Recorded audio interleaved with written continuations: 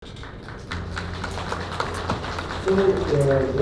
Mr. P.K. Sharma here, our president of AREDA, had stated is the current state of affairs in the state of Assam, the real estate scenario. But what I want to talk about is what the future lies ahead for us. What we can expect in the future, how we have got here in 2020, and what new landscapes, new emerging technologies, what can come up, and what we should look for. What this talk is not about. I'm not going to talk about RERA. RERA is one subject which we have already covered a lot of times. RERA was started in 2016, and still there are people who are discussing RERA, what is this, how can it be avoided. So we must be clear that it is there to come, and it will only be strengthened. So we cannot avoid RERA or anything like that. Demonetization, taxation, tax benefits, all these things are mostly covered. All of you who are doing projects already know about all of this, and so there's no further discussion, I feel, on these topics. Even GST is mostly covered. It has been revised a couple of times now. It's more or less settled. There's 1% and 5%. And the bylaws. Bylaws, we are trying to get it renewed or amended, and as far as I know, and things are moving ahead in this direction. So what is real estate? When we talk about real estate, we think of commercial, residential, industrial land, vacant land. But from my point of view, it is something much more than that. It represents some emotion, what people want. When you meet a customer, when you meet a buyer, what they look forward in real estate. So basically in India, we put a lot of value to it. Young man, he might not get married to a good family if he doesn't have a property to his own name or immediate family. That is the kind of situation world we live in. It brings about a sense of social security. If you get old, you might get rent or might not have to pay rent if you own real estate. There's very few people who own urban real estate. Agriculture is there, and pakka houses are still not a reality for many. And more than that, it expresses a desire. Everyone desires to own real estate. So what is this desire? We have to know from the people who are actually desiring it. We have to conduct surveys. We have to go ahead and find out what people actually want and what they can actually afford. I'll just give you a small example of what desired lines are. So this is a path. If you can see here, the architect had made a path like this, but over the period of time, the people using it started using this path. So the architect has to realize that this was the path which people want and actually make a footpath like this. So this is what we call desired lines. And once this started coming up, the architects started making the lawns plain, and started making the footpath where the desired lines are. Now, nowadays we are looking forward to smaller apartments, not only in affordable space, even in the premium segments. Why? Because today's world we need less space. These families are smaller.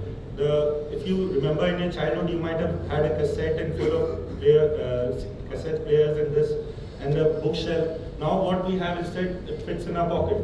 So world is getting smaller, and at the same time we are getting more connected. The kitchens are smaller. People like to eat out more. The families are smaller. We are living in divided homes. So and keeping this in mind, we should stop selling in square footage. What we think of, we are telling super built up area, this area, that area. But what we want to show the people that you are getting a home for this price, you are getting these facilities, and this is the final price I'm taking from you. And that is what the consumers today are actually looking for. So when I started an affordable housing project, I was planning in 2015-16. I done a whole survey, and that is how I came forward to this. I visited various cities all across India where such projects had been done, Ahmedabad, Kolkata. And when I started to market it, I realized that I'm not going to sell a house. I'm not going to show elevation or a floor plans or square feet. I want to sell what people really want. Like if you see a cab driver, now even I can own a home. You have to send a message across. That is what fulfill the desires. You see single women, air hostesses. Very few of us have actually made homes for single women, and these are the actually buyers which are actually coming across. People who have been living on rent for a long time. So now what the 20s is going to be about. The 2010s, what we have seen, there's a lot of cash in the market, cash-based, cash is king, and there's rampant growth and do whatever, and there's a lot of shadiness in our business. People used to think of land mafia and everything like that. Now we want to see that the demand should be the king. The demand will drive the growth. We have to listen to the consumers. We cannot be like, okay, I'll do like this, I have this land, I'll do like this. You have to listen to the consumers no matter what kind of property you're doing. And then you have to focus on sustainability. Then 10 years from now, the city has already grown a lot. 10 years from now, we have to see how green we can make, how eco-friendly it has to be. We have to focus on all these things. There has to be rainwater harvesting and things like that. Otherwise, there's no point in making new buildings because it might get redundant after a couple of years. Affordability. When we talk about affordability, there's this, people are now going for affordable premium segments. But what I mean by true affordability is actually going for the economically weaker sections and actually catering to them. And there is still a market for that if we can go ahead for that. And for this, we might also require higher FAR. The government, when we approach them for higher FAR, they think that, okay, they want to earn more and stuff like that. But in order to reduce the price inside the city, we need to achieve a higher FAR, and that is also mandated by the government of India, as Mr. P.K. Sharma said. So when we ask for extra FAR, we should not be stating that, okay, we are being greedy or something like that. We have to go with full force that this is what you are supposed to do. Same plot within Guwahati, if you want to make it more affordable, the only thing you can do is give extra FAR. People see, when I was launching my project, there were some naysayers, the builders amongst us saying under 10 lakhs is not possible. But why I went ahead and said it's possible and did it, because I have seen such things happening. So if you see at the bottom right, there's BGA, what they have done in 2010, this came in the paper also, they launched the price at 1 lakh, 2 lakh in Kolkata, in outskirts definitely. So even that price point is still possible. And if that is possible, then 10 lakhs can be still a reality. Today, even Ahmedabad, not that far from Ahmedabad, within Ahmedabad city, there are projects selling for under 10 lakhs, 5 lakhs to 9 lakhs. So this is the segment which is still vacant here, and we can still cater to it. How it's done, that has to be worked out definitely. But there is still a market for this. Sustainability. Now when we talk of sustainability and green living, the one reason government gives us for not going for higher FAR is that if cities become too congested. So one thing we have to see that cities are not becoming congested because of buildings. Cities are getting congested because of cars. So we can improve public transportation, we can improve other things, but giving extra FAR will reduce traffic, because if there are buildings are close by, people can walk easily. We can improve the walkability of the place. So that is why higher FAR should be done as a practice, as more dense is more green. You can see this space requirement chart, this image.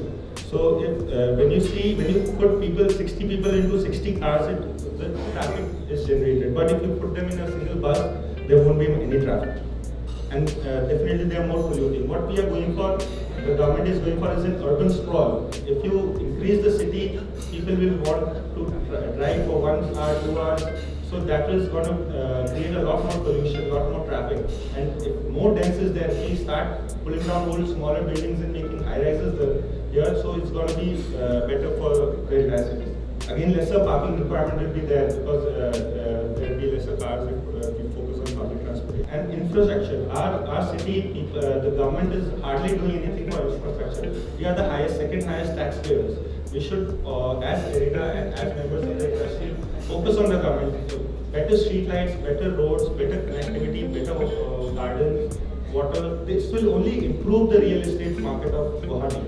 So, as we approach the government, I feel we should stress upon them to go for this. And environmental norms. There are many places we have seen in projects, environmental norms are there, even we follow it, but it is not maintained. Suppose if we do a rainwater harvesting, we should ensure that it is maintained even after we do the handover. Beautiful cities, if you make our city better, then definitely the real estate market will improve. One thing I want to address here is the gender diversity. there's hardly any women in the real estate industry in India right now. In Europe, there's 28% in directorial positions. That is why even Credai had asked us we can open a women's wing alongside the youth wing. So because even across India, we are growing. It is very heartening to see women coming across. Utpal Da's daughter was taking the lead. I've seen in this expo. So we want more and more women. You also should encourage to join the business. And one more important thing: the buyers are mostly women. If you're selling, if you see the agreements, all your buyers, the decision-making process, the women are always involved. So if you have the client relationship, your women in your team, it is going to have a bigger impact. Where women excel, there's a report from JLL where I picked this up. The decision-making might improve in your company, client relationship, human resources, design and engineering. A lot of architects we have seen women coming up. There's this team in Pune. It's all women civil engineering team on site, not the back office. And in US, there's 63% sales, real estate sales are done by women. So that's it for now. I am open to any questions if anybody wants.